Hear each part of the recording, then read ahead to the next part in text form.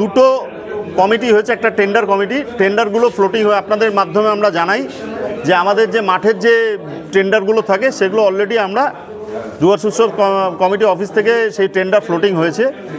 Tender ছাড়া আমরা কোনো কাজ করি না, ঠিক আছে।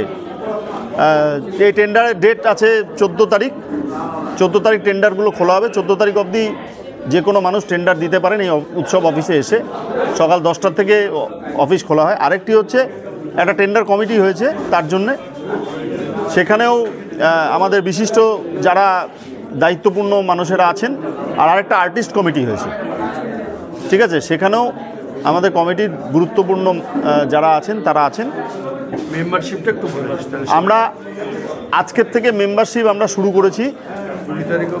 20 তারিখ পর্যন্ত এই মেম্বারশিপ কিন্তু ওপেন থাকছে, মানে ওপেন টু অল, সমস্ত জনসাধারণের, যেটা প্রত্যেকবার মানুষের দাবি ওঠে যে উৎসবের আমরা মেম্বার হতে পারি না বা কিভাবে হব।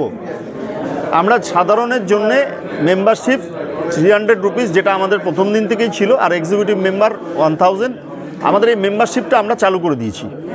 এই মেম্বারশিপটা যে কেউ নিতে পারেন, যাদের মনে করেন মেম্বারশিপ ড্রাইভ শুরু হয়ে গেছে অফিসে এসে। তাছাড়া আমাদের উৎসবের জন্যে যে একটা শিল্পীদের যে কমিটি, সেই শিল্পীদের কমিটি আগামী রোববার দিন বসে শিল্পীর তালিকা চূড়ান্ত করবে।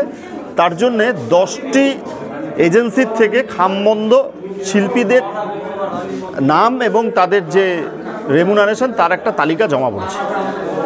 সেই খামগুলো আমরা রবিবার দিন আমরা এই কমিটিটা খুলি। আমি একটু আপনাদের একটাই বলছি যে এবছর বাংলাদেশ আসছে না। বাংলাদেশের বিষয়ে এটা ইন্টারন্যাশনাল বিষয়। রাজ্য সরকার আমরা তাদেরকে জানিয়েছি বিষয়গুলো, কিন্তু যেহেতু 7-8টা স্টল থাকতো, সেই কারণে আমরা এবার শান্তিনিকেতনের সোনাঝুরি হাট, যেটা তাদেরকে আমরা আহ্বান জানিয়েছি। এবং আমরা উত্তর পূর্ব ভারতেরও কয়েকটা সংগঠন আছে, যেমন আসাম, মেঘালয়, মণিপুর, নাগাল্যান্ড, তাদেরকেও আমরা যোগাযোগ করেছি যে তাদেরও সেখানকার শিল্পজাত দ্রব্য এখানে যাতে তারা আসেন, স্টল নেন, বিক্রি করেন মানুষের। এবং আসামের বিহু, আমাদের যে পশ্চিমবঙ্গের এবং আমাদের উত্তরবঙ্গের ভাওয়াইয়া, ঠিক আছে, ভাটিয়ালি, তারপর ছৌ নৃত্য, মালদার গম্ভীরা, বিশেষ গুরুত্ব দেওয়া হচ্ছে বাংলার কৃষ্টি, সভ্যতা, সংস্কৃতি 21টি জনজাতির মেলবন্ধন হবে। এটা ভারতবর্ষ কেন, ভারতবর্ষের বাইরে কোনো মেলায় 21টি জাতি জনজাতি একসাথে পারফরমেন্স করছে এরকম নজিরবিহীন, এটা ডুয়ার্স উৎসবে হয়। গত বছর 7 লক্ষ স্কোয়ার মিটারের মধ্যে হয়েছিল, এবারও তাই হবে। গত বছর প্রায় 2000 স্টল ছিল, এবারও তাই থাকছে।